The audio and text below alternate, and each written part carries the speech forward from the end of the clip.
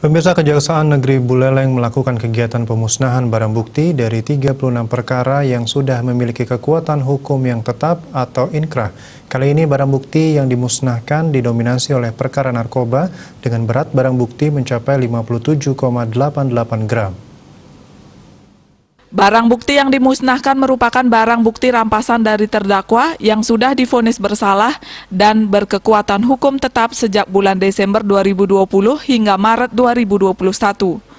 Barang bukti yang dimusnahkan kali ini merupakan sitaan dari 36 perkara yang ditangani Kejari Buleleng. Rinciannya adalah 16 tindak pidana umum dan 20 kasus perkara narkoba. Barang bukti yang dimusnahkan terbanyak berupa narkotika jenis sabu-sabu dengan total berat keseluruhan 57,88 gram neto dan alat hisap sabu-sabu atau bong. Kasih Intel Kejaksaan Negeri Buleleng Agung Jaya Lantara menjelaskan, kegiatan pemusnahan barang bukti di semester pertama tahun 2021 ini merupakan kegiatan rutin setelah perkara sudah dikategorikan memiliki hukum yang tetap oleh pengadilan. Satu buah baju kaos warna hitam corak karena Desember 2020 sampai dengan Maret 2021, yang mana inkrahnya dia di bulan Mei 2021. Nah, perkara-perkara itu ada 16 perkara tindak pidana umum dan 20 perkara narkotika.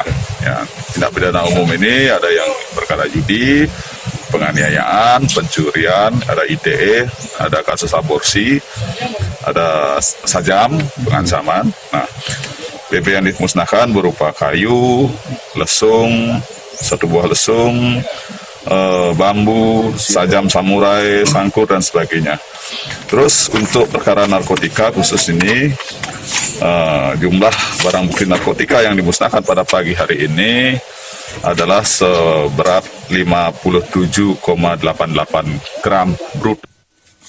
Di samping barang bukti jenis narkotika, dimusnahkan pula barang bukti lainnya, diantaranya senjata tajam, ponsel, pakaian, alat sabung ayam, dan barang bukti lainnya.